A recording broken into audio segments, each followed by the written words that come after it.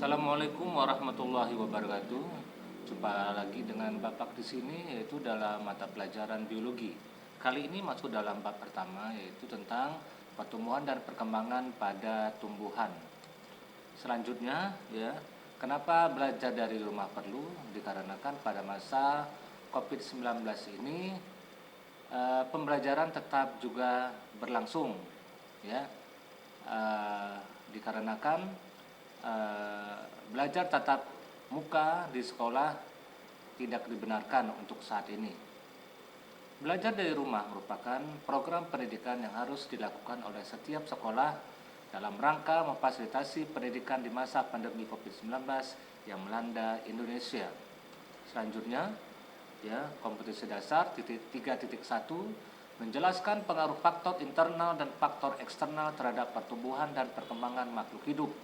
4.1 menyusun laporan hasil percobaan tentang pengaruh faktor eksternal terhadap proses pertumbuhan dan perkembangan tanaman. Selanjutnya, tujuan pembelajaran. Setelah mengikuti kegiatan pembelajaran ini, siswa dapat 1. Menjelaskan pertumbuhan dan perkembangan pada tumbuhan. 2. Menganalisis faktor-faktor yang mempengaruhi pertumbuhan dan perkembangan pada tumbuhan. 3.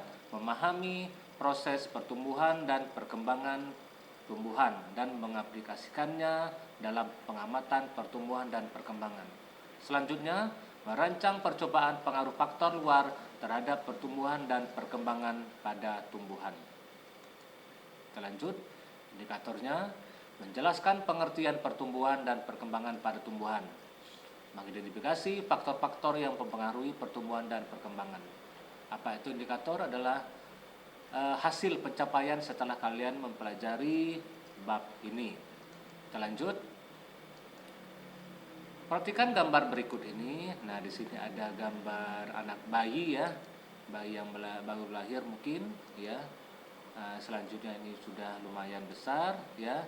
Ini baru merangkak, ya. Oke, lanjut. Nah, ini ada gambar di masa remaja, ya. Ada berapa mungkin kalian sudah mengenalnya. Nah, ini adalah di mana masa ini adalah masa sudah mencapai kedewasaan, ya. Lanjut, kita melihat gambar ini, gambar nenek-nenek adalah gambarnya penuh kerutan, wajahnya penuh kerutan. Kenapa demikian? Karena selnya banyak telah mati, ya. Regenerasi sel terjadi pada masa muda, pada masa anak-anak, remaja, dan masa dewasa. Sedangkan sudah tua, ya, seperti nenek tersebut, regenerasi sel telah berhenti. Kita lanjut. Nah, ini ada gambar apa nih, biji, ya, biji mangga. Selanjutnya ada tumbuh, ya. Biji ini jadi kecambah menjadi daun, ya, ada yang menjadi akar, lanjut menjadi tumbuhan kecil dan menjadi tumbuhan besar yang telah berbunga, ya. Kenapa berbunga? Karena telah menghasilkan buah, ya.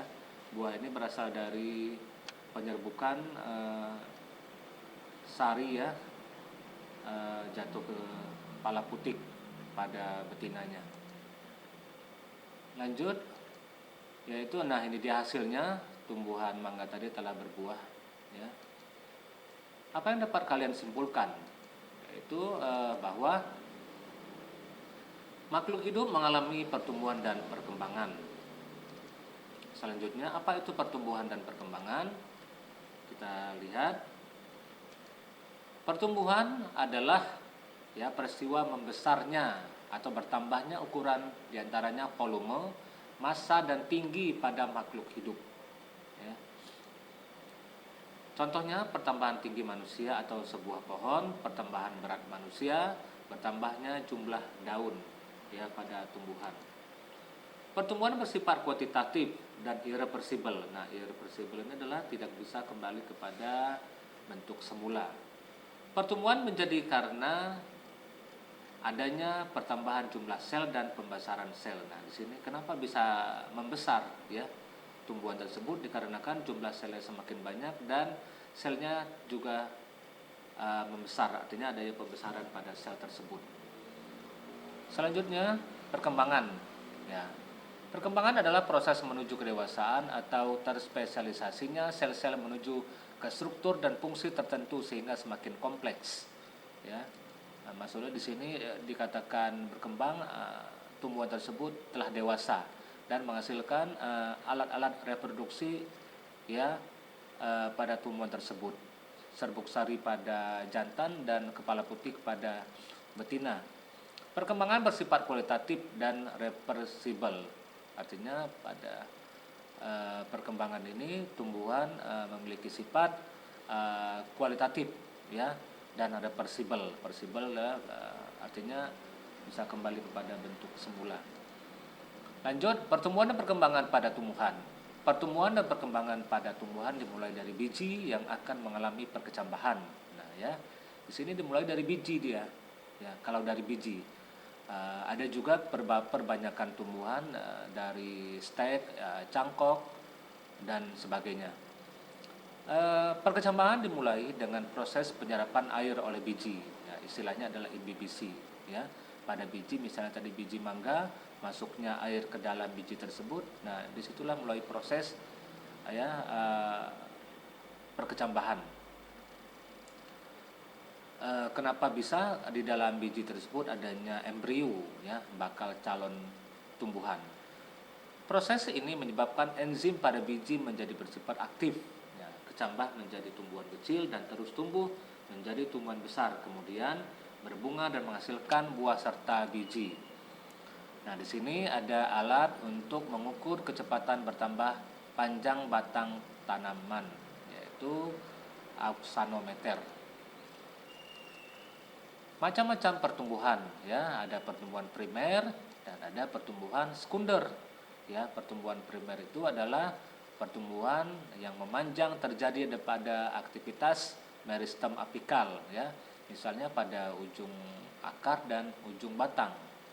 Pertumbuhan sekunder yaitu pertumbuhan membesarnya batang karena aktivitas meristem sekunder, yaitu pada kambium, ya, kambium pada batang tumbuhan.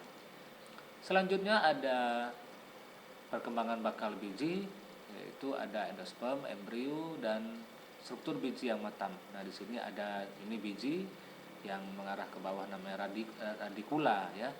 Ini calon batang dan akarnya namanya plumula. Kita lanjut, perkembangan pada bakal buah. Ketika bakal biji berkembang menjadi biji, maka bakal buah juga berkembang menjadi buah. Buah berfungsi melindungi biji ketika biji dipancarkan oleh angin atau hewan. Buah mulai berkembang setelah terjadinya penyerbukan. Penyerbukan merangsang perubahan hormon yang menyebabkan bakal buah berkembang. Kita lanjut anak-anak. Perkembangan bakal biji, ya. Perkembangan bakal buah. Perkecambahan, akar pada lembaga namanya radicula, daun lembaga namanya cotyledon, dan batang lembaga namanya cauliculus.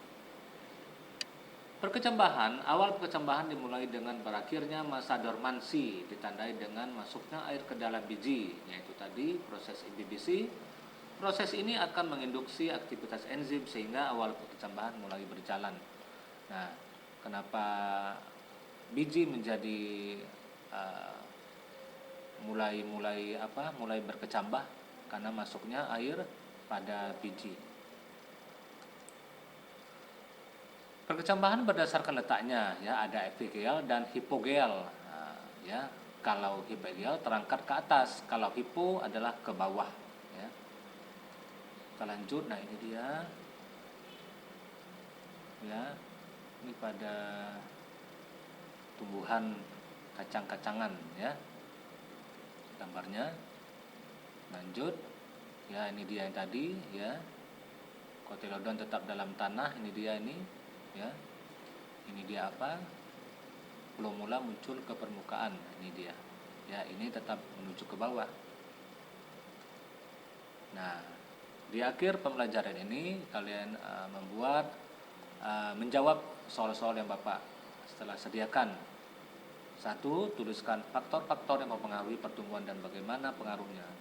2. Sebutkan macam-macam pertumbuhan. Dan 3. Sebutkan perkecambahan berdasarkan letaknya. Oke, baik anak-anak, terima kasih. Kalian telah membuka